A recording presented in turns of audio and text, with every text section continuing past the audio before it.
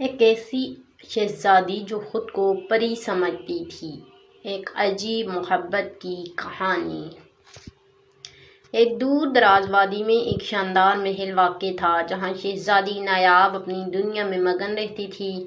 نایاب عام شہزادیوں جیسی نہیں تھی، وہ بچپن سے ہی خود کو انسان نہیں بلکہ پری سمجھتی تھی۔ وہ اکثر تنہائی میں بیٹھ کر آسمان کو تکتا، چاندنی راتوں میں چپکے چپکے کسی نامعلوم دنیا سے باتیں کرتی۔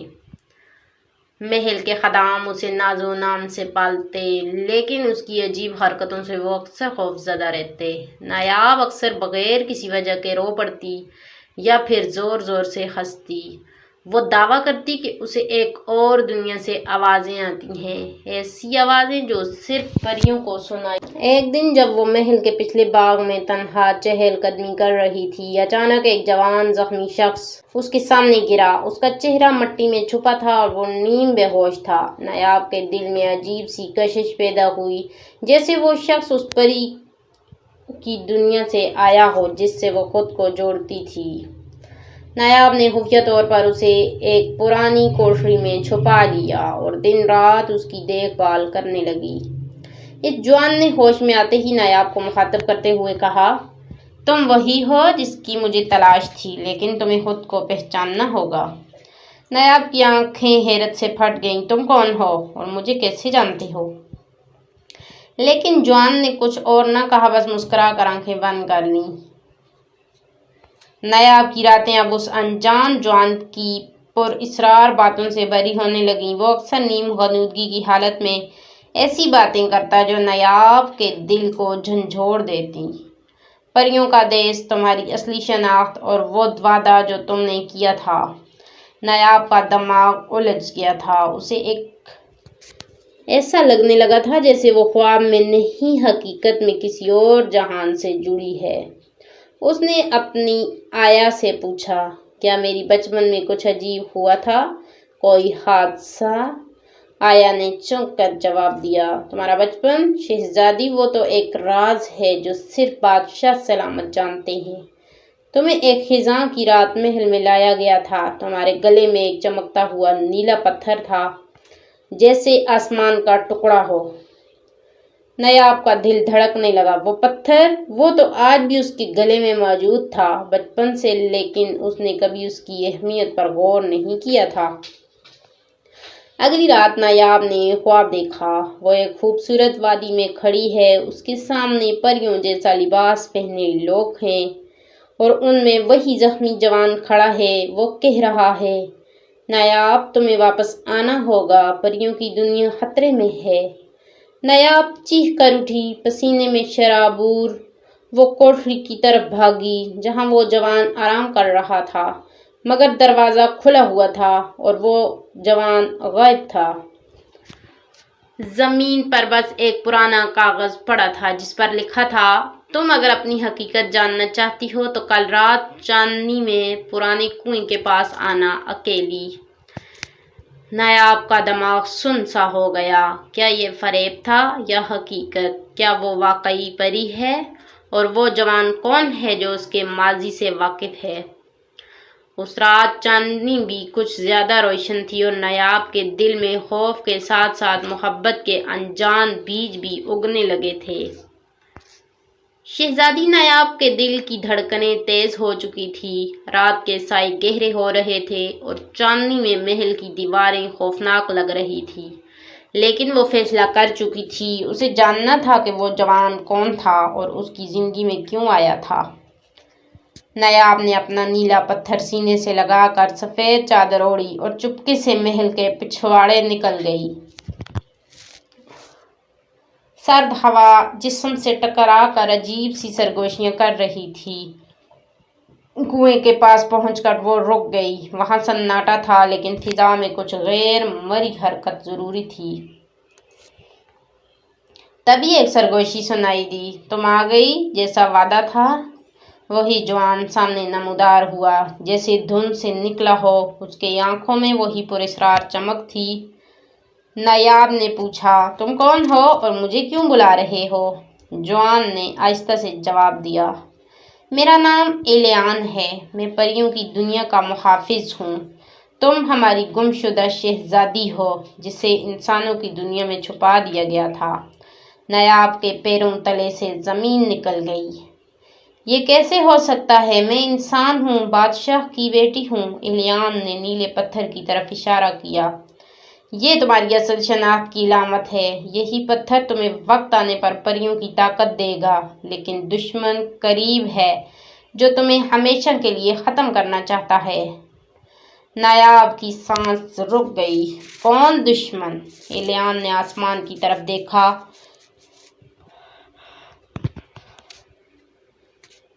جس رات تم پیدا ہوئی، آسمان ستاروں نے روشنی کی بجائے آگ برسائی تھی۔ تب سے ایک تاریک قوت تمہیں تلاش کر رہی ہے۔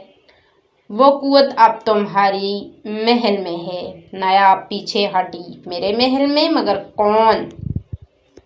الیان نے صرف اتنا کہا، تمہارا سب سے قریبی شخص۔ اتنے میں زوردار ہوا چلی اور الیان غائب ہو گیا، جیسے کبھی تھا ہی نہیں۔ نایاب کا جسم کانپنے لگا۔ کیا وہ خواب دیکھ رہی تھی یا حقیقت؟ لیکن جب اس نے ہاتھ دیکھا تو اس کی ہتھیلی میں ایک سنہری پر تھا جو اس کی دنیا میں نہیں تھا۔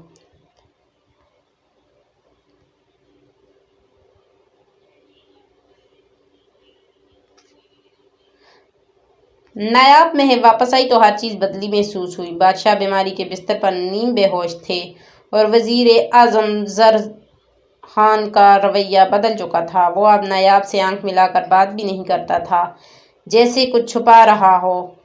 اس رات نایاب نے اپنی آیا کو بلا کر پوچھا، رزم خان میرے والد کے کتنا قریب رہا ہے؟ آیا نے ڈرتے ڈرتے کہا، شہزادی، رزم خان بچپن سے بادشاہ کا مصاحب رہا، مگر پچھلے کچھ سالوں میں وہ بہت بدل گیا ہے۔ خفیہ ملاقاتیں، راتوں کو دور جانا اور بادشاہ کو الگ کرنا، کچھ تو غلط ہے۔ اسی رات نایاب کو خواب آیا۔ وہ ایک آئینے کے سامنے کھڑی تھی اور نیلا پتھر زور زور سے چمک رہا تھا۔ آئینے میں اس کا عکس نہیں بلکہ ایک پری کا روپ نظر آ رہا تھا، روشن، طاقتور اور خوف سے پاک۔ تبھی آئینے سے آواز آئی، وقت آ گیا ہے، تم صرف شہزادی نہیں، ایک محافظ ہو، دشمن تمہارے دروازے پر ہے، آنکھیں کھولو۔ نایاب چیخ کر اٹھی اور اس کے ساتھ ہی نیلا پتھر ایک روشن شعلے کی شکل اختیار کر گیا۔ اس کے ہاتھ سے روشنی پھوٹنے لگی، ایک عجیب گرم توانائی جو نہ صرف اسے طاقتور کر رہی تھی بلکہ اس کی روح میں ایک نیا یقین بھر رہی تھی۔ اسی لمحے محل میں شور اٹھا۔ نایاب بھاگ کر دربار کی طرف پہنچی جہاں رزم خان بادشاہ پر خنجر تان چکا تھا۔ یہ سب کچھ میرا ہے اور اب وہ بھی۔ رزم خان نے نایاب کی طرف اشارہ کیا۔ نایاب نے ہچکچاہٹ کے بغیر ہاتھ اٹھایا۔ نیلے پتھر سے ایک تیز روشنی نکلی جو رزم خان پر پڑی اور وہ زمین پر گر کر بے ہوش ہو گیا۔ محل کے تمام درباری دم بہودہ رہ گئے۔ نایاب کی آنکھوں میں اب خوف نہیں، ایک چمکتی روشنی تھی۔ بادشاہ نے کمزور آواز میں کہا، تم واقعی وہی ہو جسے ہم نے چھپا کر رکھا، ہماری پری بیٹی۔ نایاب نے باپ کا ہاتھ تھاما مگر اس کے دل میں ایک نئی آگ جل رہی تھی۔ الیان کی باتیں سچ تھیں مگر یہ تو شروعات ہے۔ شہزادی، نایاب اب کمزور نہیں رہی۔ نیلا پتھر اس کے اندر چھپی پریوں کی طاقت کو بیدار کر چکا تھا۔ اس نے رزم خان کی بغاوت کو شکست دی مگر اسے معلوم نہ تھا کہ اصل دشمن ابھی باقی ہے، وہ جو سایوں میں چھپا ہوا ہے، جو پریوں کی دنیا کو تباہ کرنا چاہتا ہے اور جس نے نایاب کو انسان میں قید کیا تھا۔ الیان ایک بار پھر نمودار ہوا لیکن اس بار اس کی آنکھوں میں پریشانی تھی۔ وقت بہت کم ہے نایاب، دشمن ہماری دنیا میں داخل ہو چکا ہے اور اس کے پاس اب وہ خنجر ہے جو صرف پریوں کی جان لے سکتا ہے۔ تو کیا کرنا ہوگا؟ نایاب نے پوچھا۔ تمہیں دونوں جہانوں کے دروازے بند کرنے ہوں گے مگر اس کے لیے قربانی دینی ہوگی۔ کیا قربانی؟ الیان خاموش رہا، پھر آہستہ کہا، ہماری محبت۔ نایاب کی آنکھوں میں نمی آ گئی۔ پریوں کی دنیا کا دروازہ کھولنے کے لیے وہ دونوں ایک پراسرار پہاڑی کی طرف روانہ ہوئے جہاں آسمان کی بجلی اور زمین کی گونج آپس میں مل رہی تھی۔ وہی ایک کالے لباس میں ملبوس وجود ان کا منتظر تھا، ظاہر جو کبھی پریوں کا سردار تھا لیکن حسد اور طاقت کی خواہش میں اندھیرا بن گیا تھا۔ ظاہر نے ایلیان پر پہلا وار کیا لیکن نایاب بیچ میں آ گئی۔ نیلا پتھر چمکا اور دونوں کے گرد روشنی کی ایک شیلڈ بن گئی۔ ایک آخری لڑائی شروع ہوئی، جادو، روشنی، سایہ اور حقیقت کی جنگ۔ آخرکار نایاب نے نیلا پتھر آسمان کی طرف بلند کیا اور پوری قوت سے پکارا، میں اپنی شناخت قبول کرتی ہوں اور اس محبت کو بھی جو مجھے اس جنگ تک لائی۔ روشنی پھوٹی، زہر کی قوت بکھر گئی، مگر اسی لمحے ایلیان نے مسکرا کر کہا، دروازہ بند ہو رہا ہے نایاب، اب میں واپس نہیں جا سکتا۔ نہیں، نایاب چیخی، تم نے کہا تھا ہم ساتھ لڑیں گے۔ ایلیان نے اس کے ہاتھ میں ایک سفید پنکھ رکھ دیا، اپنی پہچان، اپنی قربانی۔ محبت کبھی ختم نہیں ہوتی، یہ صرف شکل بدلتی ہے۔ میں تمہاری روح کا حصہ بن چکا ہوں۔ پھر ایلیان روشنی میں غائب ہو گیا۔ نایاب اکیلی کھڑی تھی، مگر اب وہ ٹوٹا ہوا دل نہیں بلکہ مکمل روح تھی۔ اس دن سے نایاب صرف ایک شہزادی نہیں رہی، وہ پریوں اور انسانوں کی دنیا کی محافظ بن چکی تھی۔ اور ہر چاندنی رات پر جب آسمان پر وہی سرخ ستارہ چمکتا، نایاب آسمان کی طرف دیکھ کر مسکرا دیتی۔ محبت عجیب ضرور تھی مگر سچی تھی۔